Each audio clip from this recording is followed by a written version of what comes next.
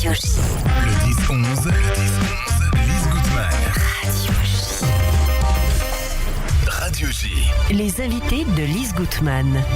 Radio J. Mélanie Sidbon, bonjour, merci d'être avec nous ce matin Bonjour. dans le studio de Radio J. Je crois que c'est une première dans ce studio et je suis ravie de la vivre avec vous.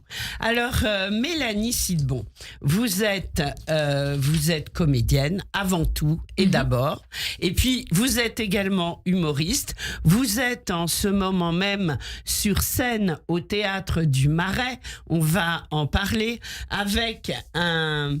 je ne sais pas si on appelle ça un one-woman show, voilà, Exactement. qui s'intitule Réel. Alors, Réel, ça s'écrit R-E-E-L.L-E. Pourquoi une écriture inclusive ? En fait, moi, je me suis fait connaître surtout par les réseaux Oui. et par mes petites vidéos des réels. Que je savoure, que je partage et qui me Merci. font beaucoup rire. Voilà. Et en fait, je voulais garder cette idée de... Voilà, je me fais connaître sur les réseaux avec ces petites vidéos qui sont des réels.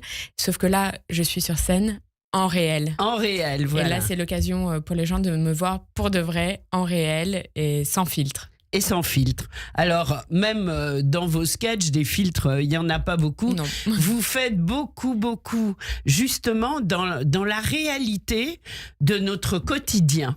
Et vous mettez en scène des situations qu'on vit toutes et tous au quotidien, mais... il y a beaucoup de second degré et vous en faites de situations qui peuvent être casse-pieds, pénibles, dont on n'ose pas parler. Vous en faites des choses atypiques et détonnantes. Est-ce que j'ai bien compris ? Oui, c'est très bien résumé. Merci beaucoup. Oui. Alors justement, quels sont vos thèmes d'inspiration ? Tout, des mots, des situations, tout ce que je peux vivre, tout ce que je vois autour de moi. Donc si je comprends bien ce qui s'est passé dans le hall de Radio J ce matin, on va le retrouver sur scène ? C'est Peut-être, possible, c'est oui. possible. D'accord.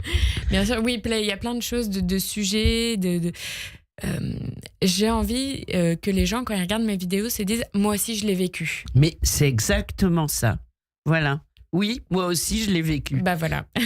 Et dans toutes les situations de la vie. Alors, vous avez un sketch sur le yoga, c'est hyper drôle. Vous avez un sketch sur les enfants qu'on emmène à la crèche et qui vous font une épidémie de caca-boudin.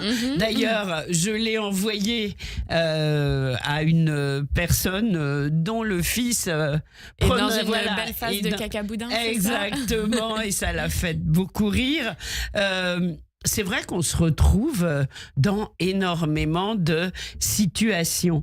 Alors, on va parler un peu de votre formation, parce que vous démarrez votre formation au cours Florent en parallèle du lycée, c'est-à-dire qu'en fait, être comédienne, c'est un peu une vocation au départ. Oui, C'est j'ai ça, toujours rêvé très d'être jeune. comédienne. Depuis, je crois que j'ai commencé même à 13-14 ans. Voilà. Mais en faisant du théâtre au lycée ? Exactement. Oui. Et au lycée, et les cours Florent en parallèle du lycée. Je savais pas qu'ils prenaient des enfants aussi jeunes. Ah, les cours Des Florent, en ados. fait, c'est une formation vraiment pour les lycéens. Donc, c'est juste le mercredi d'accord. quand on n'a pas cours. C'est ça, D'accord. voilà. J'y allais qu'une fois par semaine, le mercredi ou le D'accord. samedi, quand j'avais pas école. Et en fait, j'étais acceptée en cursus professionnel à la fin. Et finalement, j'ai fait une école de commerce. Aucun rapport, mais oui, bon. mais ça, c'est l'influence de papa-maman, non ? Eh oui, il fallait Voilà. un vrai bagage, comme ils disent. Mais je les remercie parce que c'est pas donné à tout le monde de pouvoir faire une belle école de commerce. Oui. Et ça m'a permis, même si peut-être que je suis un petit peu en retard dans mon parcours cinématographique ou de comédienne, en tout cas, ça m'a permis de faire, avec cette école de commerce, ça m'a permis d'avoir un esprit peut-être un petit peu plus critique et dans Oui. l'analyse. Carré, on va dire. Voilà. On le sent, c'est vrai, dans votre façon d'interpréter vos sketchs.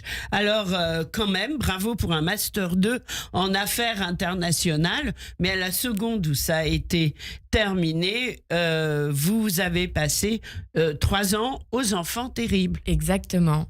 Oui, c'était pour retourner en cursus pro, mais comédienne. où j'ai eu la possibilité de rencontrer plein de profs de chant, théâtre, danse. Enfin, c'était une super formation. Et à l'issue de ces 3 ans, j'ai peaufiné encore un petit peu plus le parcours avec un training intensif caméra, pour que là, ce soit vraiment ciblé, caméra, quoi. Oui. Et alors, je crois que finalement, j'ose à peine prononcer le mot, c'est presque grâce au Covid que vous vous êtes lancé et au confinement dans des sketchs fort amusants sur les réseaux. Oui, en fait... Alors, sur quel réseau, en fait ? Surtout Instagram. D'accord. Je suis aussi un petit peu sur TikTok. Oui, Facebook aussi. Facebook, mais c'est vrai que je mets beaucoup moins sur Facebook et TikTok que Instagram. C'est vraiment... C'est Insta, d'accord. Oui, là où je me sens le plus à l'aise et où je communique avec les gens, où j'ai réussi à créer vraiment une très belle communauté. Voilà. Donc c'est bien, donc on vous retrouve, on tape quoi, Mélanie Sidbon ? Mélanie.Sidbon. Mélanie.Sidbon, voilà. Et comme ça, au moins, on est sûr. Et je peux vous dire, moi, j'affirme que c'est vrai que dans ces périodes, dans ces temps un peu troublés, voir les sketchs de Mélanie Sidbon, ça fait beaucoup de bien. Merci. Je voulais le dire. Pour ça aussi que j'avais très envie de vous avoir avec nous, en plus, un lundi matin. Alors, ce que je propose, c'est qu'on écoute un extrait d'un de vos sketchs qu'on a sélectionné. Je vous laisse deviner lequel. On écoute. Mais mon cœur, tu peux dormir plus longtemps aujourd'hui, il n'y a pas école. Pas de centre aéré non plus, c'est férié. Oula, attends, trop de questions de bon matin, je m'installe. Alors, le centre aéré, c'est quand il n'y a pas d'école, parce que c'est les vacances. Mais tout le monde n'est pas forcément en vacances en même temps, ça dépend du travail et de plein de choses. Férié, c'est pour tout le monde le même jour au même moment. Et c'est un jour où on fête un événement religieux ou civil et on ne travaille pas. Enfin, si, il y en a qui travaillent quand même parce que ça dépend de l'événement, mais surtout selon la nature de l'activité. Quand c'est un travail qu'on peut pas arrêter parce qu'on en a besoin.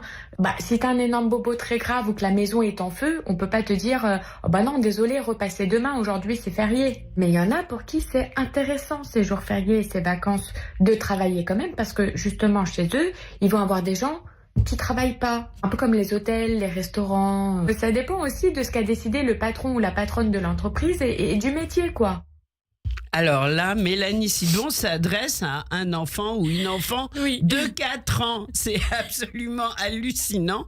Et j'invite tout le monde à aller sur Insta pour voir votre sketch jusqu'au bout. Parce que moi, je sais comment il se termine. Et c'est franchement très, très drôle. Ah, merci. Moi, j'aime bien aborder là, c'est la complexité d'expliquer à un enfant la différence entre jours fériés, vacances, mais qu'il y en a qui ne travaillent pas, mais il y en a qui travaillent. Oui, c'est ça. Il y en a qui travaillent pour recevoir ceux qui ne vont pas travailler, mais qui travaillent. C'est ça que j'aime dans le quotidien, quoi. Et ça vous est arrivé d'avoir à le faire, d'expliquer des choses comme ça ? Ah là, justement, pour le 1er mai, où j'ai dit, non. Et c'est vraiment juste quand c'est férié ou que c'est les vacances qu'elle se réveille à 6h du matin. Oui, je dis non, il n'y a pas école aujourd'hui. Non, mais il n'y a pas centre aéré. Non, mais... en fait, je me suis dit, j'avais devancé la vidéo, voilà. Donc, voilà, vous vous basez sur vos expériences diverses, personnelles, qu'on a tous finalement, pour nous les redonner sur scène, mais bien sûr, version humoristique. Alors, quels sont, par exemple, les thèmes qu'on va retrouver sur la scène du Théâtre du Marais ? Alors, la parentalité. En fait, ce spectacle, c'est vraiment... Dans mes vidéos, je me cache beaucoup derrière des personnages. Et là, j'avais vraiment envie de raconter mon parcours et de pouvoir me raconter moi. Donc, en fait, je retrace un petit peu mon parcours aussi bien dans le travail que mon parcours à l'école de commerce. Donc, il y a le travail, école de commerce, la parentalité, moi, mon rapport avec ma mère, mais aussi mon rapport, moi, avec mon mari, comment les difficultés qu'on peut avoir à avoir un enfant, que bien sûr. Ça n'est pas... ça peut être un petit parcours du combattant. Oui, voilà, moi, ça l'est à chaque fois, il faut dire les choses. J'ai fait de la PMA pour avoir ma fille, donc expliquer aussi ça, mais de façon... En fait, c'est plein de sujets sérieux, mais abordés de façon légère parce que je veux que tout le monde puisse écouter le propos sans se sentir exclu. Bien sûr. Donc, c'est à chaque fois, c'est des sketchs de 5 minutes. Aucune lourdeur dans les propos, je rassure. Parce que parfois, quand je dis PMA, il y en a qui me disent « Ah non, mais moi, je ne suis pas passée par la PMA, ça ne m'intéresse pas. » Je fais « Non, vous inquiétez pas. Vous allez pouvoir entendre, vous allez même en rire avec moi. » Donc voilà, il y a ça, la parentalité. Et surtout, les injonctions qu'on a au quotidien. D'être tout le temps dans la perfection. Que ce soit en tant que maman, que dans le milieu du travail où en fait on nous demande en permanence d'avoir un petit peu des super pouvoirs, de gérer sur tous les fronts et voilà, du coup un peu la charge mentale aussi qu'ont les femmes. Mais bien sûr, c'est-à-dire qu'on essaye d'être la maman parfaite, qui se trompe pas, qui sait tout, qui a tout compris, qui soutient son enfant en fait, contre vents et marées. On n'essaie pas, c'est les autres qui nous demandent, qui nous mettent la pression pour l'être. Et en fait, moi c'est ça, au début j'avais l'impression je me suis dit, mais attends, c'est moi qui essaye d'être une mère parfaite ou non, en fait, c'est les autres. Ah oui, mais tu sais. Et donc, je fais aussi des personnages qu'on peut retrouver dans mes vidéos. Il y a Géraldine, cette mère parfaite, qui est toujours la spécialiste de la remarque non sollicitée. Oui. Ah, mais tu sais, si tu fais comme ça, et si tu fais bio, et si nanana.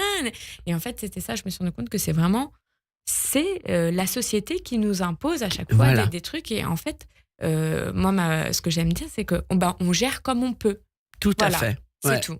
Exactement. Chacun fait ce qu'il peut à son niveau. Alors, le spectacle dure combien de temps et c'est quand au Théâtre du Marais ? Alors, le spectacle dure 1h10. Oui. Et c'est tous les mercredis 19h30 au Théâtre du Marais et ça se termine le 21 mai. Donc, venez très, très vite. Il ne reste que 3 représentations. Ah, d'accord. Oui. Donc, c'est pour ça que c'est bien que vous soyez venus aujourd'hui. Donc, 3 représentations d'ici le 28 mai. 21 mai. 21 mai, pour Paris. En tout cas, pour Paris, parce qu'à partir d'octobre 2025, je reprends une tournée un petit peu partout en France. Oui. Alors, comment vous êtes accueillis ? Quelles sont les choses qu'on vous dit que vous aimez ou que vous détestez ? Pourquoi pas ? Alors, par chance, il y a peu de choses où on dit « j'aime pas ». Ça, d'accord, ça c'est par bien. rapport au spectacle ? Oui, bien sûr. Par rapport non. à vos sketchs, par rapport au spectacle. Alors, par rapport au spectacle, il y a peut-être des parties qui touchent un peu moins certaines personnes, mais moi je le vois, c'est beaucoup alors mon public, ça va vraiment trentenaire jusqu'à 70 ans. J'ai des jeunes femmes, la trentaine célibataire. Bon, c'est vrai que quand je parle un petit peu parentalité, que les enfants, sont moins concernées. Elles sont un petit peu moins concernées, mais ça fait quand même rigoler. On a tous fait du babysitting, donc on connaît. Voilà. Exactement. Donc j'ai pas de remarques négatives, mais il y a toujours des petites parties qui touchent un peu moins. Même mes parents, ils sont venus voir, je sais pas combien de fois le spectacle. J'osais pas vous demander. Bien sûr, ils sont venus voir, ils l'ont vu au moins 10 fois. Et il y a des parties, c'est vrai que ça les touche un petit peu moins. Justement, quand je fais un sketch de la trentenaire célibataire et qui parle franglais et qui parle très très vite, mon père me dit j'ai rien compris. Bon, voilà, mais c'est pas grave. De toute façon, il y a toujours un moment où quelqu'un va se retrouver dans le spectacle. Ouais, ça, c'est chouette. Ouais. Donc, et on passe un très bon moment. Ah, oui. C'est très détendant. Et donc, après le Théâtre du Marais, qui est une belle scène, hein, ah oui, donc c'est magnifique. on s'y précipite. Eh bien, ce sera la tournée en France. Et ça, c'est important de le rappeler. Mélanie Sidbon, je le rappelle, votre One Woman Show réel, REEL.LE. C'est important de le préciser. C'est au Théâtre du Marais tous les mercredis soirs à 19h30 jusqu'au 21 mai. Oui. Après, en France, et puis on espère retour à Paris, bien entendu. J'espère. Voilà, et en attendant, pour vous découvrir ou redécouvrir ou faire découvrir, on va sur Insta. Merci beaucoup. Oui, abonnez-vous. Voilà, merci d'avoir été avec nous. Merci et quand à vous vous le souhaitez, sur Radio J. Au revoir, merci. Au revoir. Radio J. C'est bon pour la santé. Le MAG, Serge et